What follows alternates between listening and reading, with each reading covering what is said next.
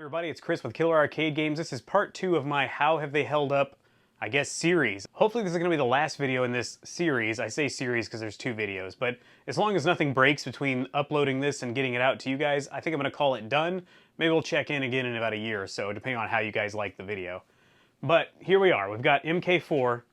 MK4 is currently not working. I'm actually going to show you inside of it, show you how it's all hooked up, give you an idea what's going on, and then we're going to see if we can fix it on this video. And I'll also talk a little bit about the Star Wars cabinet downstairs, show you guys how that one's been doing. Spoiler, it's been holding up pretty well. It gets a lot of use, but we'll talk about that as we go. For now, let's look in the back of this cabinet. I want to show you guys what's going on in there, and then show you what the cabinet is currently doing. Here we go. All right, I'm going to turn it on really quick. So the screen turns on, which is a good sign. I mean, for the Arcade 1-Up monitor at least. It turns on with no signal initially. Then we see no signal up here, which I have to assume that is that little cheap Chinese board. I'm sorry, no offense to the Chinese people, but that's a cheap little board from China, I'm sure, and nothing's happening, and I'm thinking, oh man. So when it first started doing this, I could see the arcade boot up where it's showing the board, it's testing the board, and it's running as usual, but it was like flickering, and there was lines coming across the screen, and then it went out totally. But if you listen, you can hear the game's running attract mode, so it's technically just running blind. So I think this is going to be an easy fix. I'm going to grab that new board, put it in here, show you guys how it's all hooked up, and we'll go from there. Let me first warn you guys that this is a hot mess in here. Just let's look at the rat's nest. Keep in mind, I didn't hook this up. I'm not saying I would have done a better job. I probably would have been just hoping to get it right the first time, but anyway, Daniel hooked it all up, and he didn't care about the cable management, which normally I don't care that much either. It's inside the cabinet, you can't see it. I know people had nearly a heart attack when I first showed this cabinet off. Pay no attention to all that though.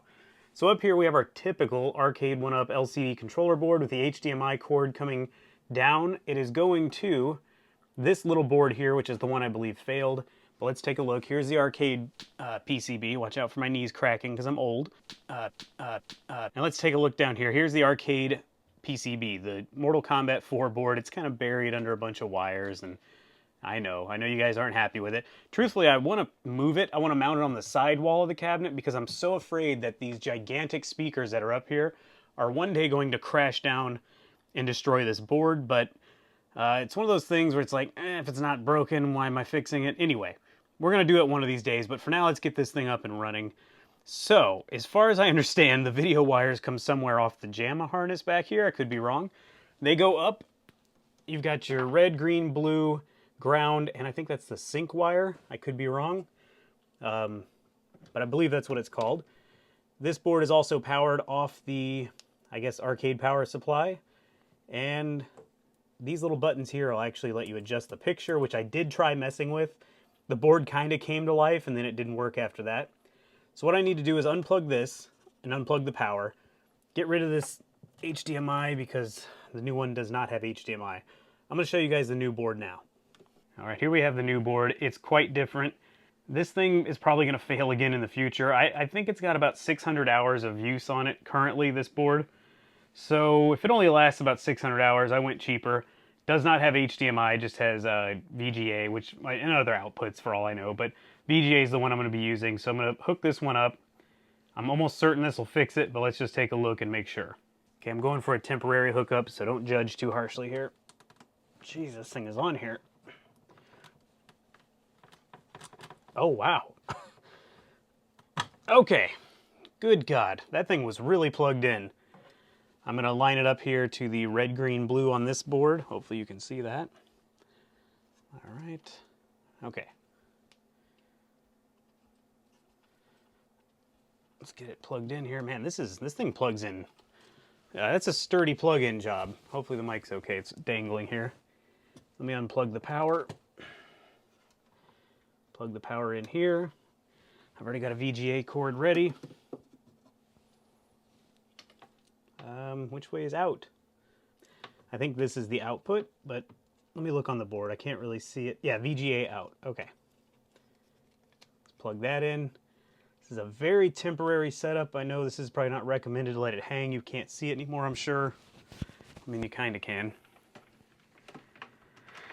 This is getting plugged into the LCD controller board. All right, I'm gonna move the camera and let's try it. All right, the power switch has been flipped. Please excuse the huge mess in the room. Oh, yes, okay, so I saw, all right, there we go, look at that. I saw a flash of the Chinese lettering, which I don't know what it says, of course, but they all seem to say that. I don't know if this might be a knockoff, but as you can see, the video is cut off a little bit, but the motherboard is booting up fine, or the PCB, I should say. Let's wait for the bong. There she is. So it should start right up. I'll start a game so we could see how far off this is. This is common though with these with these arcade video board signal converters. So it's actually cut off on the sides here a little bit, and the bottom is stretched out. So I can't even see the very bottom down there where the normal stuff is, and the picture's kind of crappy, but what I need to do now is go in and adjust all the settings to stretch the picture, to tighten it up here and get the picture brightness up and all that. Just for giggles here, let's see how long that other one lasted. So, of course, arcade boards keep track of how much they've been used. I reset this one when I got it, just to kind of know, and look at that. 610 hours, 53 minutes, 44 seconds of on time. So yeah, it lasted a while. Maybe all the power off and on over the years I've had it has caused this to fail, but who knows. All right, let me get it all mounted in there nicely, and then I'll update you guys on the rest of this. All right, it's installed, but sloppily. I only had 2 of those feet currently. Not 2 of the feet, I have a lot of the feet. I just didn't have more screws, so this is how it's going in for now. It's sturdy, it's not going anywhere. I'm gonna turn it on and see if I can adjust the picture. Okay, I'm gonna go into the service menus and bring up a monitor pattern or something to help make this be a little easier on me. Okay, this is actually perfect because it shows where it should be. Now I've got to magically reach behind this cabinet here.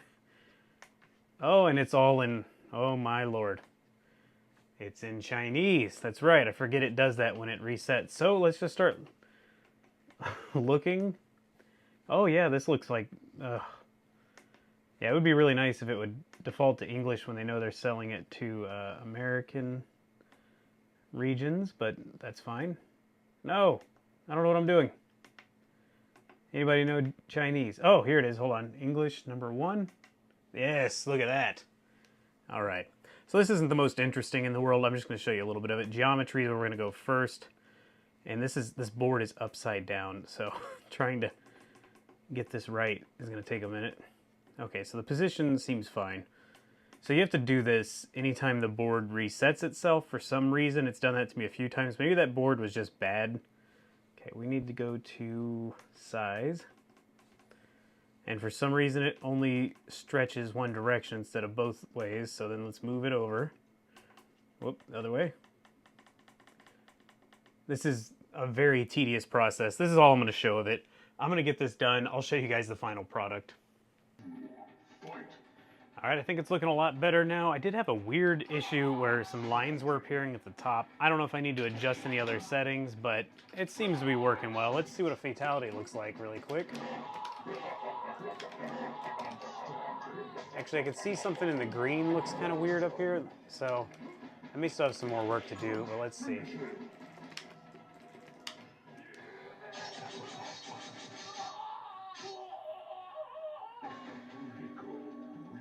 I may have a little more work to do with it, but I'll get it figured out. Okay, I tweaked it a little bit more. I don't see any more of the weird flickering of the color in the run bars, but I noticed that even on the color pattern test screen that I did find some weird color flickering no matter how I changed the settings. They just moved around the bars, so it may be that this is a cheaper board, but it looks good gameplay-wise. Let me know in the comments. I think it looks fine. Definitely playable. All right, so thankfully MK4 is fine. It's back to normal. It was a $25 part, by the way. I don't think I shared that with you guys. The same replacement would have been $45. Like I said, if it's only going to last a little while, let's just get the cheap one. And another reason I didn't get the $46 one, whatever it may be, is because it would have taken like 3 weeks to get here. And I love this game. I want it up and running. So what I might do is just order one, hold it on hand in case this happens again. If this thing takes a crap on me, I'll just replace it quickly and be ready to go. I guess these are the problems you actually run into when you're running real arcade hardware.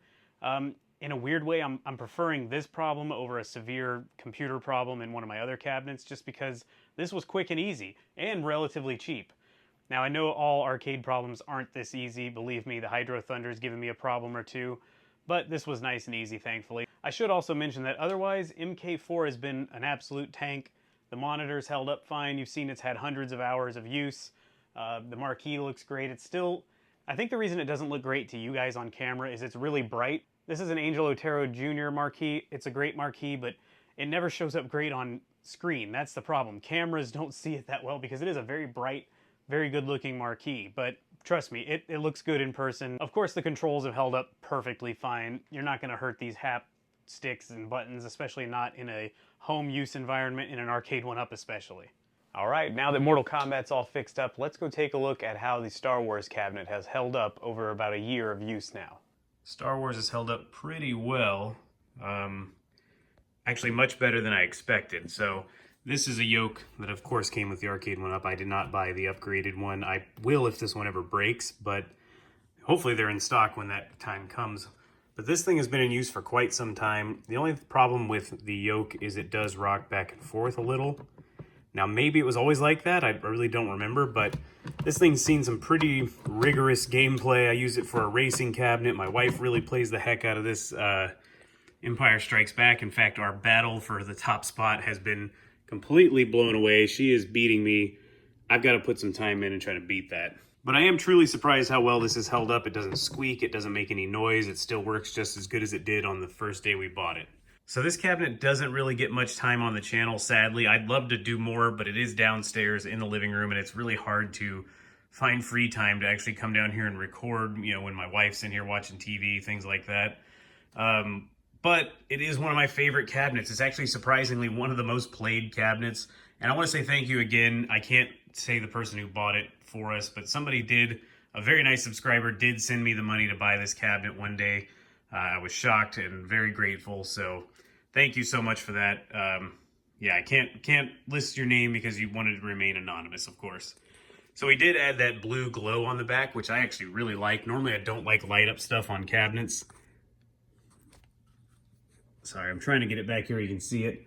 Normally I do not like lit up stuff on my cabinets, but I think it looks really good on this one. That just subtle blue glow behind it kind of looks almost like lightsaber light. I don't know, it looks really good.